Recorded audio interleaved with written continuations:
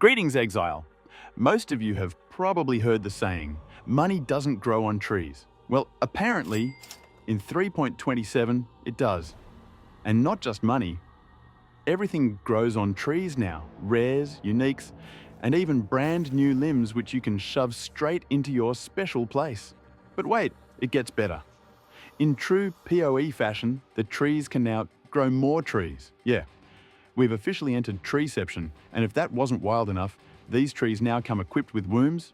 Yes, you heard that right, actual wombs, which you can literally infuse using demon jizz. Blood. I meant blood, specifically demon blood, to grow whatever twisted thing your imagination desires. And the best part? You don't even need to wait even 9 seconds.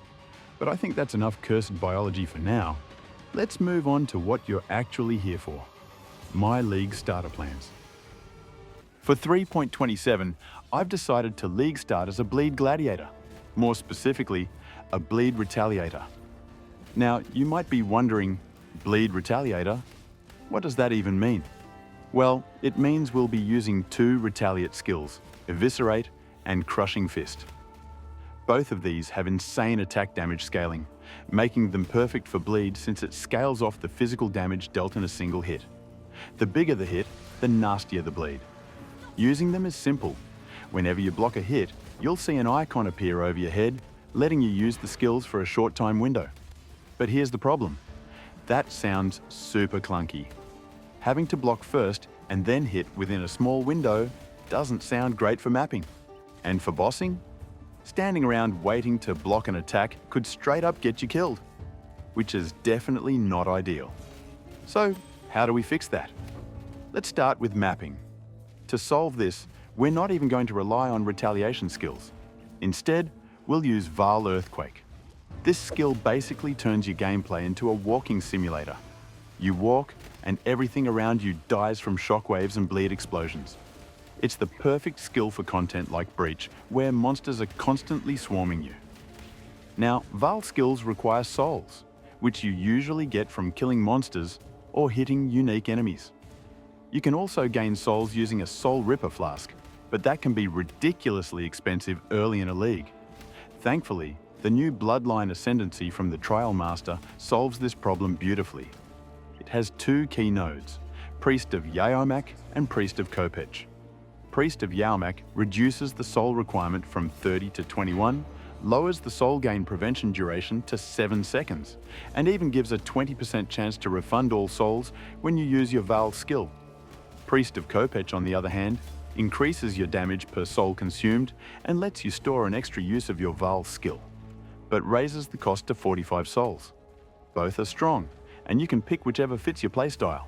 That's your mapping problem solved. Now, let's talk bossing. In the upcoming league, we're getting a new unique shield called Bitter Instinct, as dropped from one of the Uber bosses. This shield has a modifier that makes your retaliation skills usable every 4 seconds, even without blocking. That means you can bonk bosses on demand without waiting for a hit. But there's a catch. The stats on the shield are terrible. Sacrificing your shield slot just for that effect doesn't sound worth it when you could be using something amazing like the Surrender or a powerful rare shield. So why even bother with it? Because weapon swap exists, and not just in Path of Exile 2. It's been in PoE 1 all along, even though most people only use it for leveling gems. Here's the trick. You can keep Bitter Instinct on your weapon swap, enter a boss arena, wait 4 seconds for your retaliation skills to activate, then swap back to your main shield setup. Previously, players had to sacrifice a full ring slot for Penance Mark to pull off something similar. And even then, they still needed to block. Now that you know how the skills work and how to scale them, let's talk about why Gladiator is the perfect ascendancy for this kind of build. First, we've got Gratuitous Violence, which grants bleed explosions, an incredible clear tool for any bleed build. The only catch is that the target needs to actually be bleeding when it dies. If you one-shot enemies before applying bleed, they won't explode. That's why you shouldn't use Eviscerate or Crushing Fist as your main clear skills. Their raw damage just deletes enemies instantly. Next, we have Jagged Technique, which causes all bleeds we inflict to be aggravated, effectively tripling our bleed damage. Then comes Determined Survivor, which sets the base block chance of any equipped shield to 50%, making it super easy to cap block chance for versatile combatant. And finally, More Than Skill. This one gives us lucky block chance if we've blocked recently, offering extra reliability in tough fights. As for allocating the Trial Master Ascendancy, we'll likely skip Jagged Technique for it and use a different method to aggravate bleed instead. Before we wrap up, let's take a quick look at a few uniques that are excellent for bleed builds and surprisingly inexpensive. Starting with Jack the Axe, this weapon is easily one of the best for any bleed setup. The Thirst for Blood skill it grants provides a straight 20% more damage for bleeding. Next, we have Hemophilia. These gloves offer bleed explosions, just like Gratuitous Violence. So if you'd rather skip that Ascendancy node, you can simply use these gloves instead, though it does mean giving up your glove slot. After that comes Venopuncture, a solid ring that gives you extra bleed chance, increased bleed damage, and even chills bleeding enemies. Perfect for budget-friendly bleed builds. And lastly, there's Tempest Rising. When paired with Venopuncture, these boots give you an easy way to aggravate bleeding on enemies, allowing you to skip Jagged Technique entirely. I've already done the full leveling run for this build, twice. So you can expect the leveling guide to help you level smoothly very soon.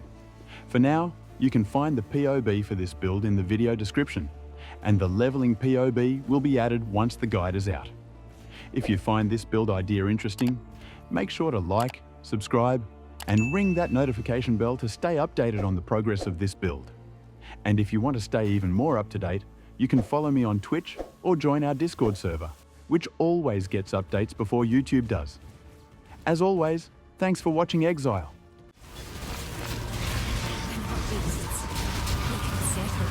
Otherwise, like before.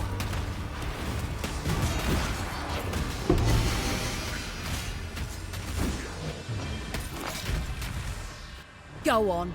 Death is what's... I do have the capability to have someone reject. You should have given them the Redmayne treatment. Make a statement.